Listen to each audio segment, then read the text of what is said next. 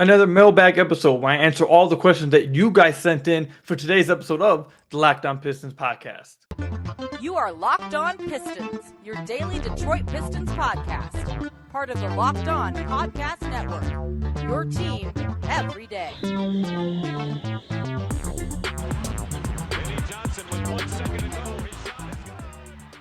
What's the deal? Welcome back to another episode of the Locked On Pistons podcast. Per usual, I am your host, Kuka Hill. You can find me over on Twitter at Kuka Hill. I want to thank you guys for making Locked On Pistons your first listen of every single day. We're free and available on all your podcast platforms. And if you have not already, head to our YouTube channel at Locked On Pistons. Hit that subscribe button. It's the best way to support the podcast. We're on our road to 3,000 subscribers, continuing to show Locked On we're the best and fastest growing fan base at the Locked On Network. So again, if you haven't already, head to the YouTube channel, Locked On Pistons. Hit that subscribe button. I'd really appreciate it. Today we got a mailbag episode. I answer all the questions that you guys sent in to be answered on the Locked On Pistons podcast. We got about 30 questions. We'll see how many we can get through. I'm going to store some of these away for later. If we don't get through all of them, we'll try to answer them in a mailbag podcast next week. Or maybe I'll just make it some of these questions a topic for a podcast tomorrow or one day next week or etc. So we'll try to find a way to make sure we get all 30 questions somehow answered at some point on the Locked On Pistons podcast. But before we answer some of your questions, I actually have a question for you guys that I need answered. Do you guys want to see the return of Are You Drinking the Kool-Aid? I don't know if a lot of you guys were here for that segment last year, but during last year, we had a segment called Are You Drinking the Kool-Aid? Where you guys send me in a take. I tell you guys, am I drinking the Kool-Aid? Get it? Kool-Aid. You guys get it, whatever. I tell you whether I'm drinking it or not. It was a lot of fun, but we haven't done it in a while. So I'm thinking about bringing it back this offseason. If you guys want to see that return, let me know in the comment section down below or over on Twitter at Kuka Hill. But without further ado, let's get into some of these questions. For those of you guys watching on YouTube, this is not a good hair day. Not a good hair day. Just got home from work. It's not looking good. Anyways, all right, let's go ahead and get into these questions.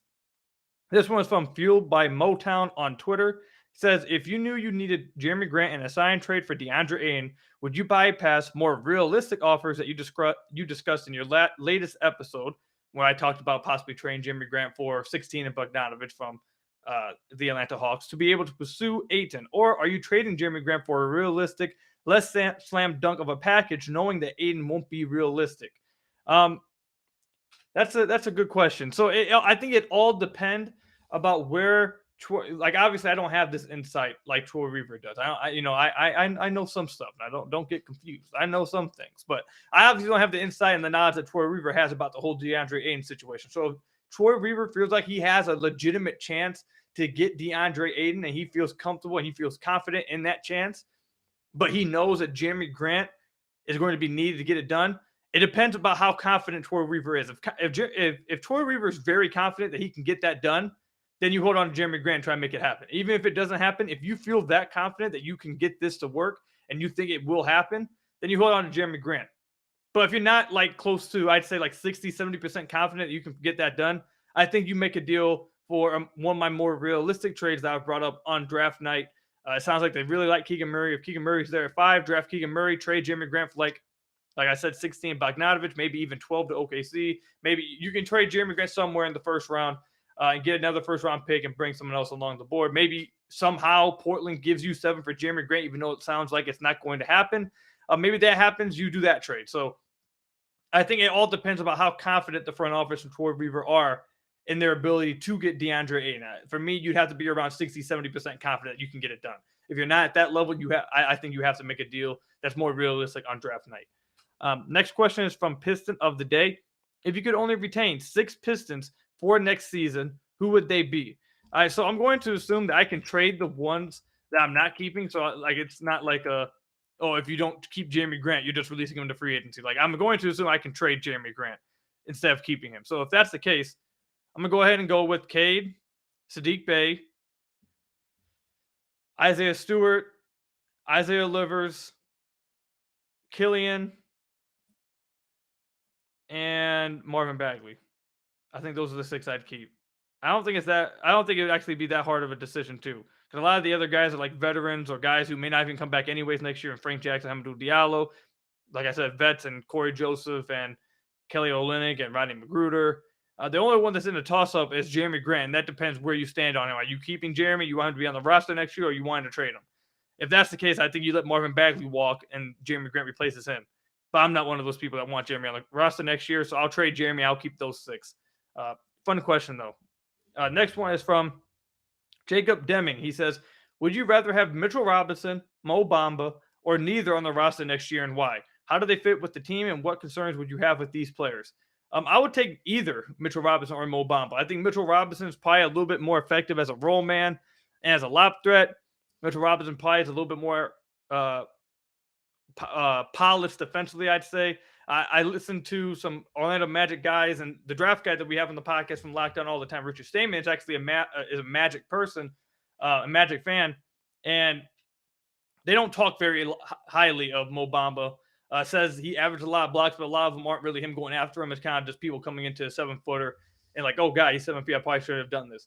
Whereas Mitchell Robinson, he chases a lot of things. I know he cut down on trying to chase things, and it kind of cut back on his fouls in a certain aspect. But I would take either one of those guys. If I had to pick one, I'm not going to lie, I'm a little interested in Mo Bamba more because he can shoot from beyond the arc, and he's a 7-footer who can catch lobs around the rim. So that kind of intrigues me, even though I know he's not very polished, and he still has like facets of his game that needs to be like raw skills that need to be developed for him to be like a full-time starter or like a full-time rotational piece in a rotation.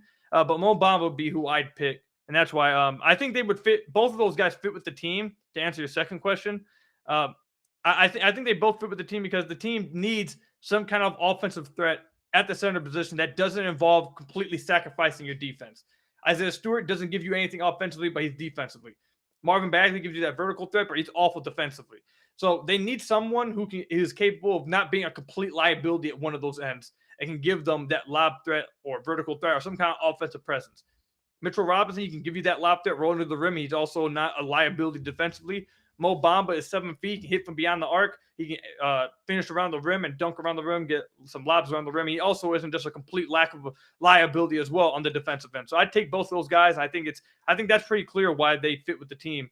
I think that you guys have heard me say this multiple times. I think that's the number one need I have for the Pistons is attacking that center position and figuring that out. Because I do not believe Isaiah Stewart's the answer there. This is the next question, and then we'll go to the ad break. This one's from Pistons Don't Miss. He says, who is the lowest prospect you'd be okay to draft at 5? I don't know. I mean, it depends. I mean, everyone's going to have different prospects. Like a low prospect to one person may not be a low prospect to another person. I guess answering that question, I guess I'd go Benedict Mathurin. If you're looking at Tankathon's mock draft, they have him at 9. I think he'd be the lowest person, even though I see some people starting to think that he may get picked as high as 5 to the Pistons. Some people are projecting to go 5. So I think Mathurin is the lowest guy. You got Sharp in that range. You got Murray, Griffin, Mathurin. But if we're going to I just pulled up Tankathon just for whatever. I think Mathurin would be the lowest one I'd want to take at 5 if we're going off of this mock draft right here. When we come back, we'll answer the rest of your guys' questions, see how many more we can get to. But first, I have to tell you guys about one of our sponsors, Rock Auto. With the ever-increasing numbers of makes and models, it's not impossible for your local chain auto parts store to stock all the parts that you need. Why under often pointless and seemingly intimidating question like is your Odyssey an LX, and wait while the person behind the counter orders the parts on their computer, choosing the only brand that their warehouse happens to carry. You have computers with access to rockauto.com at home or in your pocket by using your phone. Save time and money when you're using Rock Auto. Why choose to spend 30%, 50%, even 100% more for the same parts from a chain store or a car dealership? For example, a Honda Odyssey fuel pump is $353 from a chain store, but only $216 from Rock Auto. Rock Auto is a family business that's been doing it for over 20 years. Rock Auto prices are reliably low for every single customer, and they have everything that you could possibly need, from brake parts to tail lamps, motor oil, or even a new carpet. Go explore the easy-to-use website today to find a solution to your auto part needs. So again, go to rockauto.com right now and see all the parts available for your car or truck. Right, locked on in their How Did You Hear About Us box, they know that we sent you. Amazing selection, reliably low prices, all the parts your car will ever need. rockauto.com. So I want to thank you guys again for making Locked On Pistons your first listen of every single day. We're free and available on all your podcast platforms. And if you haven't already, head to our YouTube channel at Locked On Pistons. Hit that subscribe button. And also just to let you guys know, the Ultimate NBA Mock Draft starts June 16th with over 50 insiders. Nothing equals the Ultimate NBA Mock Draft. The Locked On NBA Big Board Draft experts, plus the Odyssey insiders. First pick is June 16th. Search Ultimate NBA Mock Draft and follow now so you don't miss a singular pick. It's going to be a lot of fun this year. We had some trades happen in this one. I've told you guys I tried trading Jerami Grant. We weren't able to get nothing done. But that's going to be a fun one to listen to. So make sure you guys go check that out when it comes out June 16th. We are only 14 days away from the draft, guys. This is going by fast. It's almost here. Hopefully when the draft comes around, I'm a happy person because the Warriors just won a championship. If the Celtics win the championship, I'm a very sad person. It's not looking good for the Warriors right now. Steph needs some help. Someone help him, please. Help my guy out. Someone, please.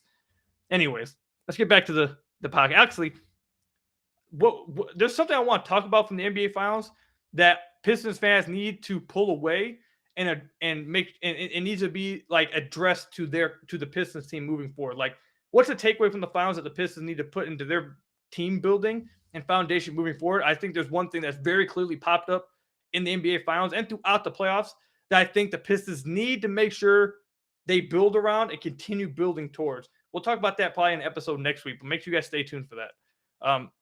Let's go ahead and get into some of these questions now. This one's from Intelligent Sports Fan. Funny name. Says, what are your expectations for Isaiah Livers going into next season? And where do you think his NBA comparables are for floor ceiling perspective? And after this last season, are there still hopes that Garza could become a consistent piece of the rotation? Luka Garza, no, I don't have any hope that he could be a consistent part of the rotation. He's too slow defensively. He works hard. His father's a great person. I had him on the podcast last season. It was an incredible podcast. They're a great family. His work ethic is unbelievable. He works nonstop. But at the end of the day, he's too slow defensively. He's too much of a liability defensively. And he's not good enough offensively to overcome that. So I don't have any hope for him to be a consistent piece of the rotation. That was a concern coming into the draft. That's why he dropped as far as he did.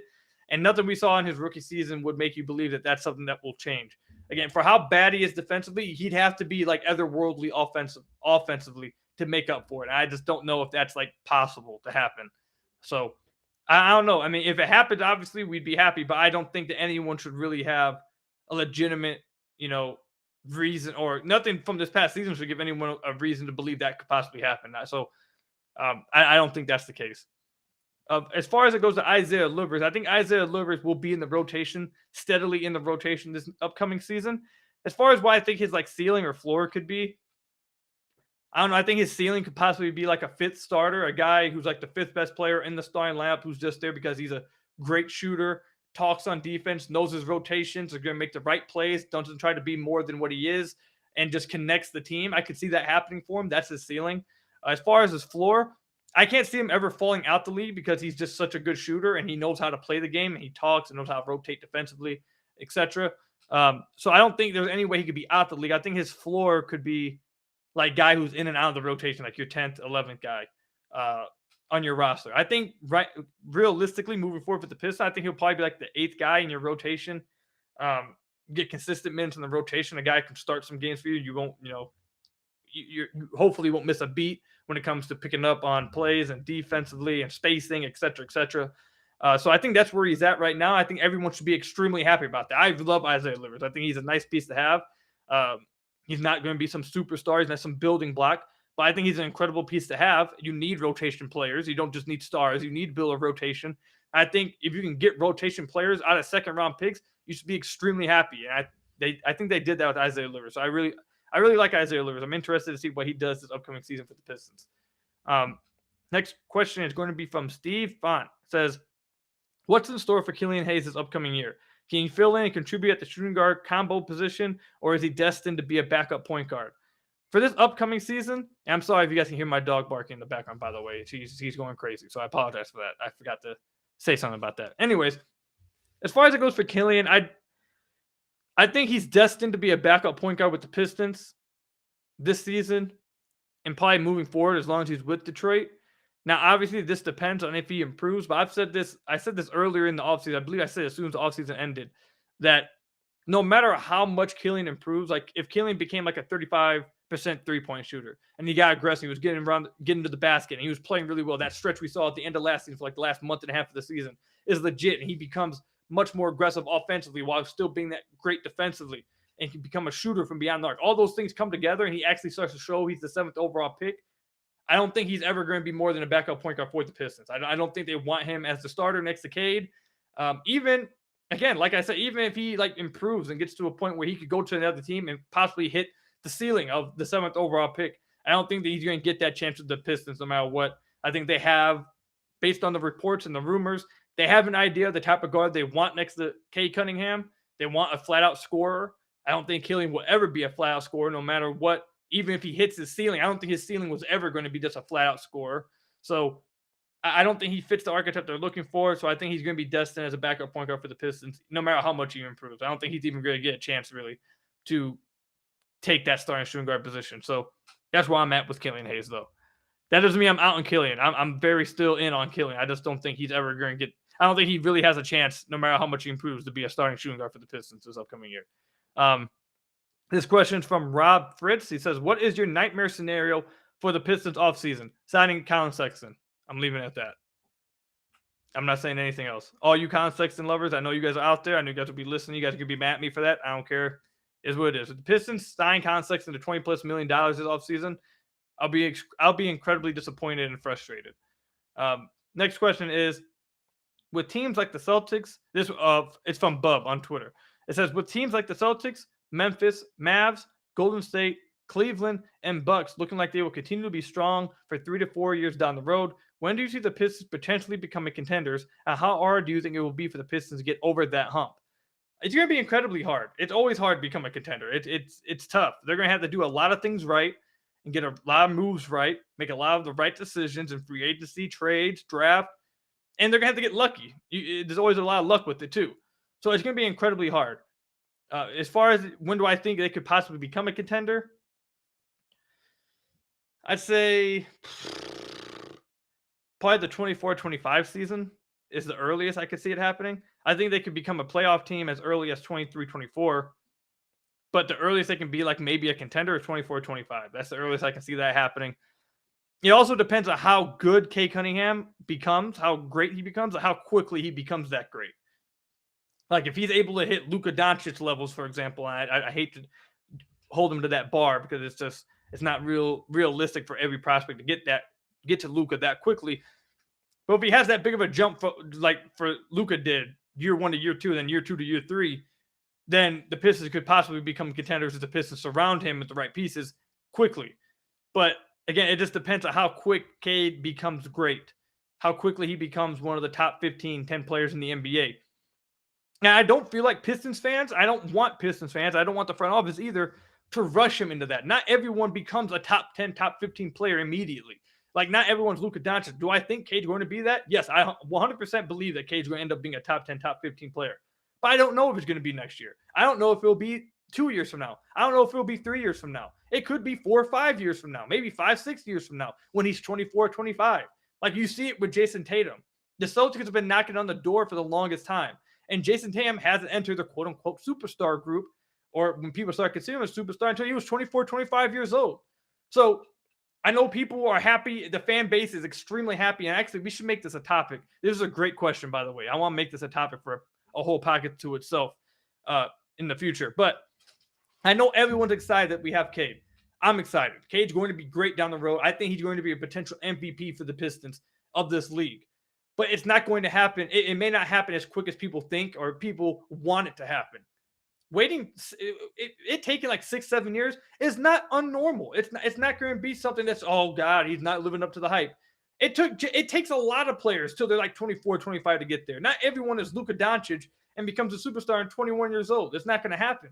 So if Cade gets there that quickly, then that obviously changes when they become a contender. But I think I want to become more realistic. I want to be more realistic. That's a better word.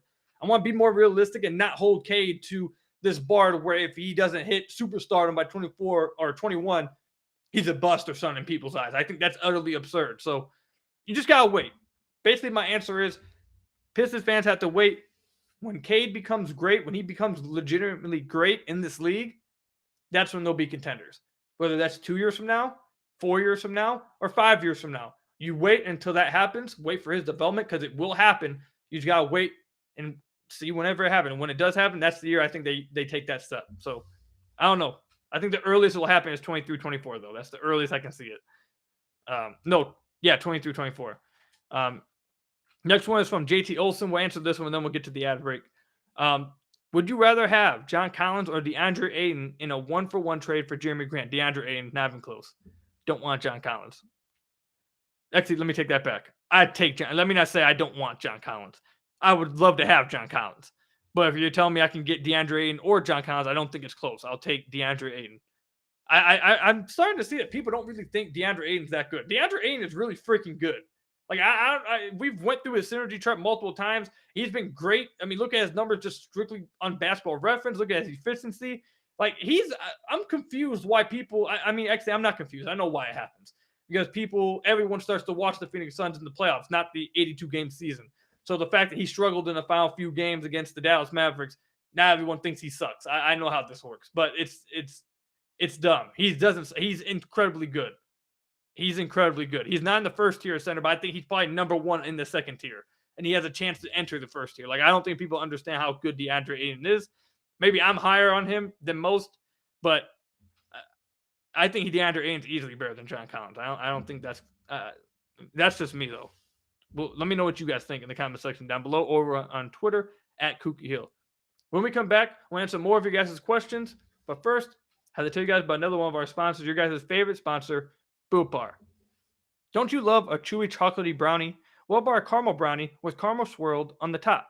So good. And what if I told you that you can have all of that chewy chocolatey deliciousness plus 17 grams of protein? You're in luck because caramel brownie bars are available at Built.com right now, and you got to act fast because they're a fan favorite and a limited time flavor. I don't know when they'll go away. Forget about dessert. These are better than dessert. Plus, the macros are unreal. 130 calories, 17 grams of protein, and only 4 grams of sugar. I would replace a regular brownie with Built's caramel brownie bar in a heartbeat. And the best part, caramel brownie bars are covered in 100% real chocolate. Like for real, with Built, you don't have to sacrifice taste for healthiness. You can have both of them. There are a million reasons that you should try Built bars, but for now, let's just say that caramel brownie will rock your world, and that's not an understatement. With Built, taste is the new healthy. Go to Built.com to get your box of the caramel brownie bars right now. And we've talked about this before. It's not just the caramel brownie bars. They have all kinds of flavors constantly. Constant new limited time flavors that you need to be checking out Built.com to make sure you're staying up on top of it. It feels like every other week they have a new limited time flavor, along with their constant flavors and raspberry, peanut butter brownie, which is my favorite. You got raspberry, blueberry, all kinds of flavors. Make sure you're checking out Built.com to see all the delicious flavors that are also healthy for you. So again, go to Built.com, use promo code LOCK15, and get 15% off your order. Use promo code LOCK15 for 15% off at Built.com. Built Bar, the best tasting protein bar ever.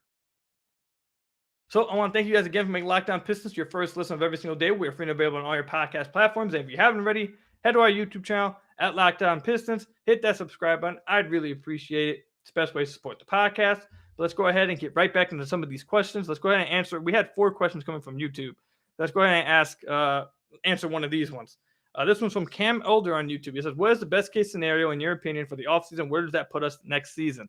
I think the best case scenario in the offseason for me is you sign DeAndre Ayton. This is like if you want to try to compete next year. You want to try to win next year, I guess. So I think you could look at it in a different way of like best case scenario is setting your future up better. Maybe getting like more prospects or more assets moving forward. It all depends what you mean by best case scenario in your guys' opinion. I'm going to take this as you mean, like, be ready to win next year. I'd say signing DeAndre Ayton, replacing the team option guys with some other guys that fit the team better, that can shoot and spread the floor and be floor spacers and have some size. This is my opinion, guys. So I'm going to say drafting Shaedon Sharpe because I think he's the pick there. And I think that's it, really. Just draft Shaedon Sharpe, who's my pick, but overall, it's just like make the right pick.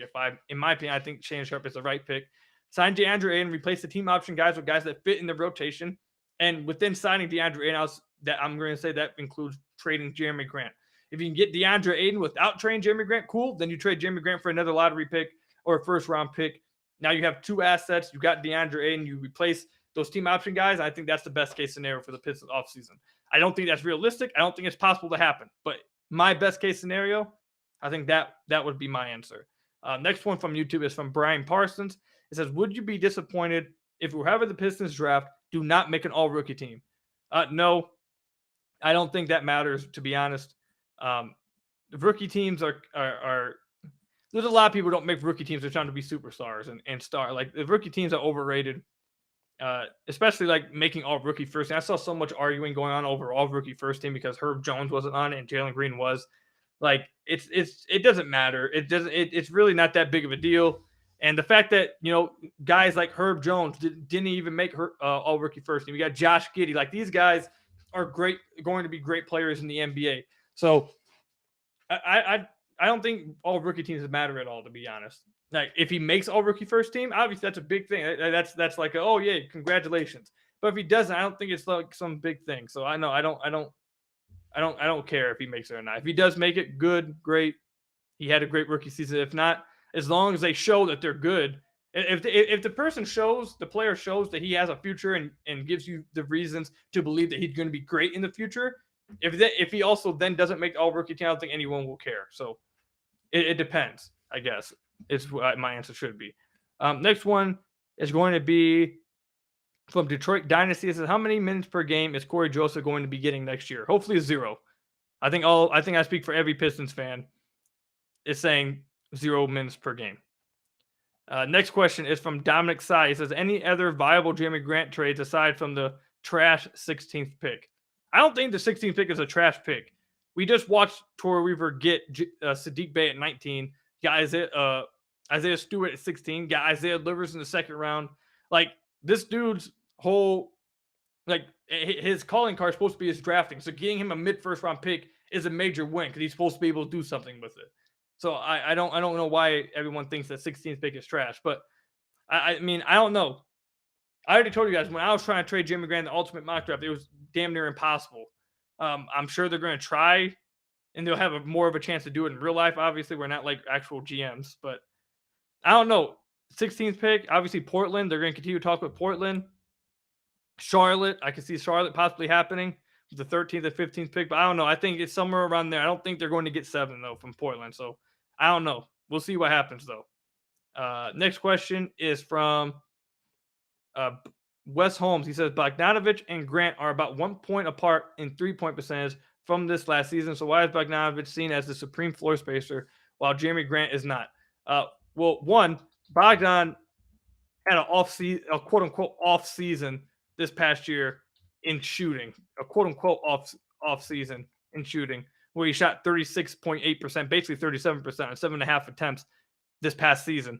The year before that, he shot 44% on 7.5 attempts a game. He's always floated around the 37% mark at seven attempts a game. So the volume in which he shoots them matters. Jerami was only getting up 5.5 attempts a game. So Bogdanovich was taking more threes at a higher percentage. Honestly, it's more of a 2-point percentage increase, if you're going to be honest. But then also, we went through Bogdanovich's synergy chart before on here. And I know some of you guys may be getting tired of me always reading off the synergy charts. I get it. Yeah. But synergy is where I really like looking at someone's synergy chart. I think it's a really good subscription to have. And he had a lot of shots coming off the dribble, coming off screens, etc. Those are tougher shots. Is he capable of hitting those? Yes. But they're harder to hit. And overall, just spot up opportunities, like if you just have him as a catch and shooter, if you're talking about floor spacing, he ranked in the 89th percentile. He was excellent. 1.18 points per possession. Way higher than Jerami Grant. All jump shots off the dribble. He was in the 80th percentile, much higher than Jerami Grant. So he's just a way better shooter. He takes more threes. He takes tougher threes. He makes more of them. He can do more shooting, like coming off screens, shooting off the dribble. He's just an overall way better shooter than Jerami Grant. I don't think it's close. I don't think most people would say it's close. And we'll answer one more question, and then we'll end the podcast there. This one is from Asuka Truly. It says, do you think if Killian hasn't or doesn't perform this season, that it's time to trade him? I think it will be time for the Pistons to trade him and give him a new fresh start somewhere else. But I think it will be the end of Killian's career. No, I think Killian could become something somewhere else. We'll wait and see if that does happen. But yeah, I think if he doesn't improve at all this year and he doesn't perform, then yeah, I think the Pistons will probably trade him. It also depends if he has any type of market. I could see them also just writing out his rookie contract and saying, screw it. We don't have to trade him if no one's going to give us anything for him. We'll just write out his rookie contract. But I wouldn't put it past the Pistons if he doesn't improve at all and he doesn't perform at all to just trade him this upcoming season if that's the case, if that's how things are going. But that's where we'll end the podcast there. We have a few more questions that I didn't answer, but we'll try to make those some podcast topics next week. I want to thank you guys for making Locked On Pistons your first listen of every single day. We are free and available on all your podcast platforms. If you haven't already, head to our YouTube channel at Locked On Pistons. Hit that subscribe button. It's the best way to support the podcast. And until next time, I'll see you guys later. Hopefully, the Golden State Warriors win this upcoming game for me, for my happiness at least. If the Boston Celtics win the finals, I might have to go into hiding. I don't know what will happen. I might have to go into hiding. I'll be very disappointed. I'll be very sad. So someone help Steph Curry, please. Enjoy the finals. Until next podcast, I'll see you guys later. Peace out, everybody.